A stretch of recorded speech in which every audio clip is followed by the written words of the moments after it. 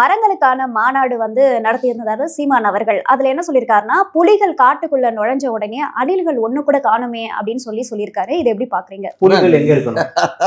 புலிகள் எங்க இருக்கணும்? காட்டுக்குள்ள இருக்கும். இப்ப நீங்க இவ்வளவு நாள் எங்க இருந்தீங்க? நார்மலான பிளேஸ், அதாவது மக்கள் வாழ்ற இடத்துல. மக்கள் நார்மலா இருந்த இடத்துல இருந்தா வனத்துறை என்ன நடவடிக்கை எடுக்கும்? இப்போ உங்க வீட்டு பக்கத்துல புலி வந்துருச்சுன்னா இருக்கட்டும் சோறு போட்டு அனுப்புவீங்களா? இல்ல கிடையாது. அதுக்கான அதை வந்து எப்படி அகற்றலாம், அதாவது மக்கள் வாழும் பகுதியில இருந்து எப்படி காட்டுக்கு எடுத்துட்டு போயிடலாம்னு சொல்லி அந்த அகற்றிட்டாங்க. அது காட்டுக்குள்ள போயிடுச்சு. வீட்டுல அணில் வந்தா துரத்துவீங்களா? இல்ல, துரத்த மாட்டோம். என்ன பண்ணுவீங்க? அதை ஆதரிக்கதான் செய்வாங்க. அததான் சொல்றோம். புரியுதுங்களா? உங்ககிட்டே உங்களுடைய கேள்வியிலேயே இவ்வளவு பதில்கள் இருக்கு. அந்த மாதிரி இங்க ஒரு புலி வந்ததுன்னா வனத்துறைக்கு கால் பண்ணுவோம், எல்லாம் சேஃப்டியா உட்காந்துப்போம். என்ன பண்ணுவோம்? சேஃப்டியா உட்காந்துப்போம், கதவை மூடிப்போம், ஊரடங்கு உத்தரவு போட்டுருவாங்க, ட்ரோன் பறக்க விட்டுருவாங்க, புலி எங்க பதுங்கி இருக்குன்றத பார்ப்பாங்க, மயக்க மருந்து கொடுத்து தூக்கி கூட்டுல போட்டு கொண்டு போய் எங்கேயாச்சும் ஓடிப்போன்னு சொல்லி அடிச்சு விரட்டி விட்டுருவாங்க. இதானே நடக்கும்?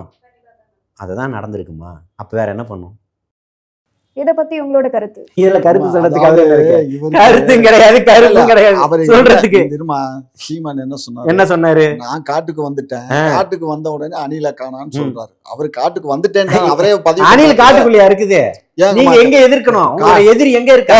அப்ப உங்களோட எதிரி எங்க இருக்கா? அணில் காட்டுல இருக்காதா? யாருக்கு? அணில் காட்டுல இல்லாம வீட்டுல மட்டும். புலி எங்க இருக்கும்? புலி காட்டுல தான் இருக்கும். ஏங்க, அணில் எல்லா இடத்துலயும் இருக்கும். இருக்குமா இருக்காதம்மா? இருக்கும். இருக்கும்ல.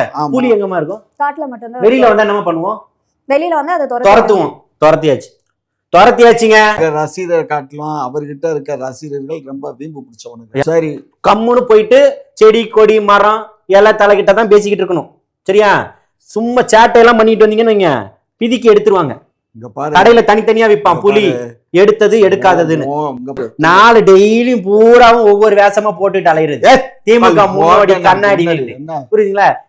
இப்ப வாசிப்பைய இப்ப சீமான் பக்கம் திருப்பி இருக்கீங்க. சீமானிய திமுகவுக்காக அந்த பக்கம் திருப்பி வாசிக்கிறாரு.